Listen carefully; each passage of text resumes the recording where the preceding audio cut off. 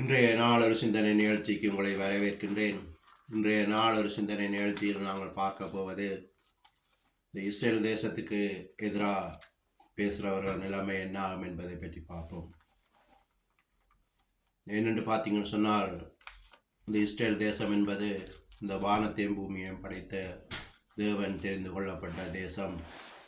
அங்குள்ள மக்கள் அவருடைய மக்கள். அவர்களுக்கு எதிராக யார் என்ன கதைத்தாலும் அவர்கள் நிலைமை பரிதாபமாக முடிந்துவிடும்.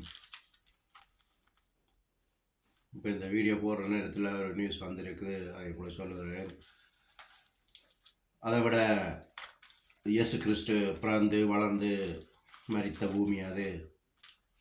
இன்னும் அவர் திரும்ப இயேசு கிறிஸ்து இந்த பூமிக்கு வந்து அந்த இஸ்ரேல் தேசத்தில் ஆட்சி செய்ய போகிறார்.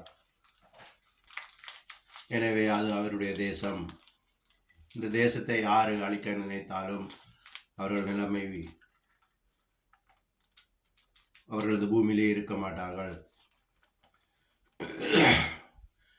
இப்போ இந்த ஈரான் அதிபர் உங்களுக்கு தெரியும், இப்ராஹிம் ரைசி, அவர் கடந்த காலங்களில் சொல்லியிருந்தார், இந்த இஸ்ரேல் தேசத்தை 400 நிமிஷத்தில் அழித்து விடுவேன்னு சொல்லி.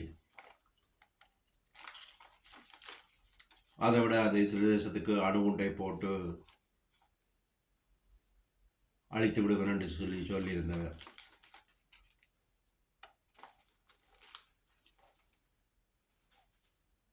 அப்படி சொன்ன அதிபர்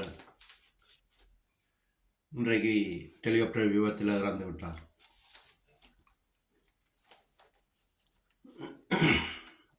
அதில் என்ன ஆச்சரியம்னு பார்த்தீங்கன்னு சொன்னால், 3 ஹெலிகாப்டரில் 2 போய்விட்டது. அவர் போனது மட்டும் விபத்தாக இருக்குது. அதை விட 17-18 மணித்தியாலமாக தேடி இருக்கிறார்கள். இங்கே என்ன நடந்தாண்டே தேடி இருக்கிறார்கள். அந்த அளவுக்கு அது இருக்கிற இடமே தெரியாமல் அழிந்து போய்விட்டது. நான் இந்த மெசேஜ் போடுற நேரத்தில் நியூஸில் பார்த்துட்டேன் அவர் இறந்து விட்டார்னு சொல்லி. ஆனால் நான் அது சொல்ல வர இல்லை. அந்த யெகோவா தேவனுக்கு அந்த இஸ்ரேல் மக்களுக்கு எதிராக யார் என்ன கதைத்தாலும் அவர்கள் நிலைமை என்ன என்பதை அறிந்து கொள்ள முடியுது. அவர் இறக்குறது அது தேவையில். எனக்கு அந்த 17 மணித்தியாலம் தேடி இருக்கிறார்கள். எங்கே இருக்குன்னே தெரியாமல், அந்த ஹெலிகாப்டர் சிதைந்து போய்விட்டது என்று எங்கே இருக்குன்னே தெரியாமல் அழிந்து விட்டிருக்கிறது அந்த சாட்சி. அதுக்காகத்தான் சொல்லுகிறேன், யாரும் இஸ்ரேலுக்கு எதிராக எதையும் கதைக்காதீங்க. அது உங்கள் குடும்பத்துக்கோ பரம்பரைக்கோ சாபமாக வரும். முஸ்லிம்களே, மனம் திரும்புங்கள், கர்த்தராகிய இயேசு கிறிஸ்துவை ஏற்றுக்கொள்ளுங்கள். அவரான் மெய்யான தேவன். அவரை விட தேவன் இல்லை இந்த உலகத்தில். இதை விட இந்த சாட்சியை விட வேறு என்ன சாட்சி வேணும் உங்களுக்கு? அவர் என்ன அல்லாவை கும்பிடாமல் போயிருப்பாரா? விபத்து நடக்கக்கூடாது, எல்லா இத்தனை மக்கள் அவருக்காக துவா கேட்கிறோம் இருந்து எங்கே போனவர் அவருடைய கடவுள்? இன்றைக்கு அவர்கிட்ட நிலைமையை பாருங்கள் என்ன நடந்ததுன்னு சொல்லி. பல முஸ்லீம் நான்கள் தூக்கி வைத்து ஆடினார்கள். அவர்கள் இஸ்ரேலத்தின ஈரானைத்தான் அல்லாஹ் தெரிந்து கொண்ட தேசம், மக்களை மீட்கிறதுக்காக தெரிந்து கொண்டவர் அந்த அதிபரைத்தான் அவர்கள் அல்லாஹ் தெரிந்து கொண்டவர், அவர் எங்களுக்காக வந்தவர்னு சொல்லி எத்தனை பேர் சொல்லி கொண்டிருந்தார்கள். இன்றைக்கு என்ன நிலைமை அவருடைய நிலைமை? யோசித்து பார்த்து மனம் திரும்புங்கள், கர்த்தராகிய இயேசு கிறிஸ்துவை ஏற்றுக்கொள்ளுங்கள். அவரே நித்திய ஜீவன், நானே வழியும் சத்தியம் ஜீவன் சொன்ன தேவன். அவரை ஏற்றுக்கொண்டு மனம் திரும்பி அவரை சேவியுங்கள். அவர் ஒருவரே இந்த உலகத்தை மீட்க வல்லவர். அவரை அல்லாமல் வேறு தேவன் இல்லை. யெகோவா தேவன், வானத்தையும் பூமியையும் படைத்த தேவன், இஸ்ரேல் மக்களை செங்கடலை பிளந்து கொண்டு வந்த தேவன். முஸ்லிம் மக்களுக்கு முஸ்லீம் ஆகிறதுக்கு 2 அறிவு தான் இருக்கு. கொண்டு வந்து விருத்த சேதனம் செய்வது. விருத்த சேதனம் என்பது முஸ்லிமாக சொல்லுவாங்க சுன்னத்து செய்கிறன்னு சொல்லி. அது ஆபிரகாம் செய்தவர், அதை யூதரும் செய்கிறாங்க. 2வது அறிகுறி என்னென்னு பார்த்தீங்கன்னு சொன்னால், குரான் என்பது அரபு மொழியில் அரபு மொழி வந்து 1400 வருடம் தான். அதுக்கு முதல் என்ன வாசையில் கும்பிட்டார்கள். அப்போ ஆபிரகாமின் தேவன் தான் இந்த வானத்தையும் பூமியையும் படைத்த தேவன், யெகோவா தேவன். அவருடைய நாமம், அவருக்கு பல நாமங்கள் இருக்கிறது. யெகோவா தேவன், கர்த்தர், இப்படியாக பல நாமம் இருக்கின்றது. செங்கடலை பிளந்து கொண்டு வந்த மக்கள்லாம் அந்த இஸ்ரேல் மக்கள். அவர்களுக்காக அவர் தன்னுடைய ஜீவனை கொடுத்தவர். இயேசு கிறிஸ்துவை அனுப்பினதே அவர்களுக்காகத்தான். ஆனால் யூதரும் ஏற்றுக்கொள்ளலை இயேசு கிறிஸ்துவை.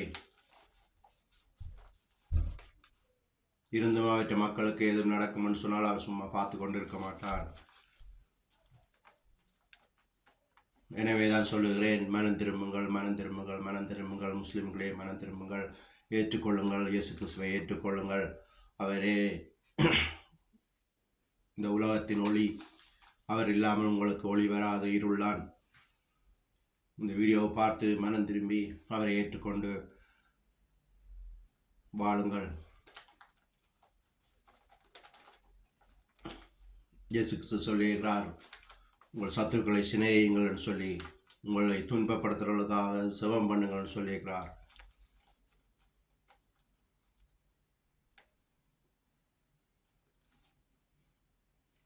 சிறிய செபம் செய்து இந்த வீடியோவை முடித்துக் கொள்கிறேன். நன்றி ஏசப்பா, நன்றி இன்றைய நாளுக்காக நன்றி. இயேசுவின் நாமத்தினால் செபிக்கிறேன். ஏசப்பா, இந்த இஸ்ரேலுக்கு எதிராக எழும்புற சனங்கள் அழிந்து போவார்கள் என்றதுக்கு இந்த சாட்சிய உதாரணம். உலக படத்திலிருந்து இஸ்ரேலை அழித்து போடுவர் என்று சொன்னவர் இவர்தான். இன்றைக்கு அவர் அழிந்து போய்விட்டார். இந்த உலகத்தில் இந்த இஸ்ரேல் என்ற நாடை எடுத்தீங்கன்னு சொன்னால் இந்த உலகமே இருக்காது. இஸ்ரேலுக்காக மற்ற நாடுகள் அழிந்து போகும் மொழியே அந்த இஸ்ரேல் அழிக்க முடியாது. அது தேவனால் தெரிந்து கொண்டப்பட்ட நாடு. 1000 வருஷ அரசாட்சி அங்குதான் நடைபெற போகிறது. இயேசு கிறிஸ்துவின் தலைமையிலே அவரே ராஜாவாக இருந்து அந்த தேசத்தை நடத்த போகிறார், அந்த மக்களை வழி நடத்துவார்.